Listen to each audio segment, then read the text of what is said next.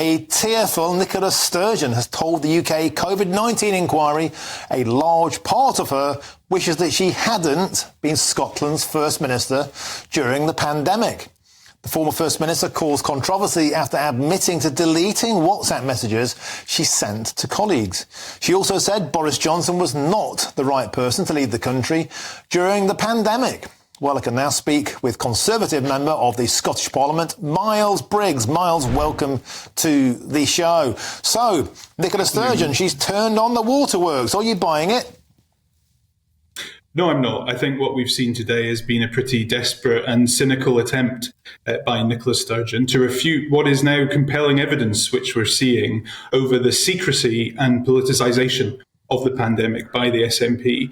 And we know that her lines which she's using, that she hasn't deleted messages, instead she's merely not retained them, are not going to stack up. And I think, unlike at a UK level, where we have been able to see also officials' messages, we're not seeing that in Scotland. So it's not just Scottish ministers who have been at fault, it's also officials, and we need to have I hope, an opportunity to see some of the responses which have been retained. It has been mentioned, for example, the Finance Secretary has some of those, to see what we can paste together now. Before we kind of steam into her too much, Boris lost a lot of messages, and Boris also shed a tear or two at the COVID inquiry. But as far as Nicola Sturgeon goes, the astonishing admission that she wishes that she hadn't even been in control of the country. Indeed. And, you know, the pressure which any political leader anywhere in the world during this period must have been substantial. But the pressures are one thing, the actual responsibility and accountability are another. And we know absolutely that Nicola Sturgeon said to, I think it was a Channel 4 journalist, that she would have retained and has retained every single WhatsApp message. She said that at the same time as she knows she was deleting these messages. So I think she has a lot of questions still to answer over what she was saying to the public and the pledges and promises she was making, and actually her actions during the pandemic. And Miles, do you think it's becoming self-evident now that was quite clear to a lot of us watching those press briefings at the time, and that is people like Nicola Sturgeon and indeed Mark Drakeford in Wales, they were using COVID as a way of uncoupling from Westminster, of playing for power, in a sense of using it for political purposes?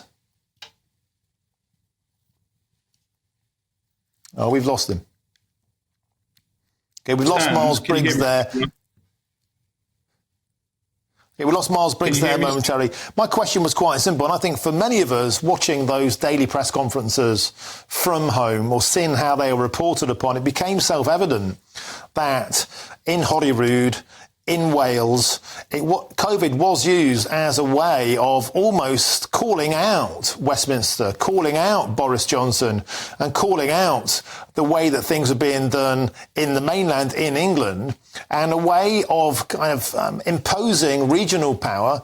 And we saw astonishing power plays with restrictions that were placed in ever harsher contexts, particularly in Wales and Scotland. We've got Miles Briggs back now. I don't know how much of that you heard, Miles, but my point is quite straightforward. And that is, was COVID politicised as a way of power playing against Westminster?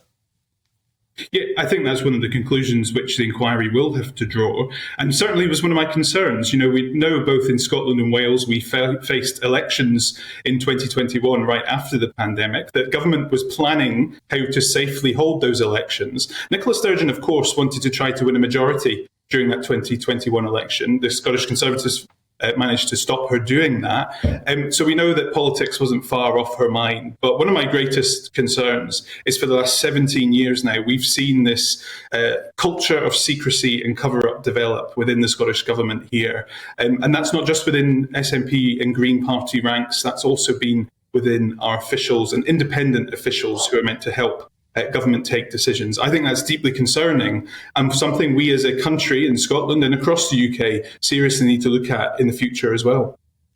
And Miles, the downfall, the implosion almost of the SNP in the final days of Sturgeon and since with Humza Yousaf, do you think now that the dream of the nationalists of independence is withering away? Well, I would never take this for granted. The SNP will regroup, that they continue to try to undermine the UK. They continue to try to seek another independence referendum. And we will have key elections still, both at a UK general election and also at a Scottish parliamentary election, to make sure that we do turn the page on those constitutional arguments. And that's where Scottish Conservatives will be working in the seats we're challenging the SNP at Westminster here in Scotland and at a Scottish Parliament level to remove this SNP government. And that's the only way we can try to move on from the divisions of the pandemic. I do hope that we will soon look back on this time of office where the SNP have been in charge and see that they haven't achieved much for Scotland, but they have politicised and divided our country. And that's something which will take time to heal. OK, thanks for joining us on the show, Conservative member of the Scottish Parliament there, Miles Briggs. And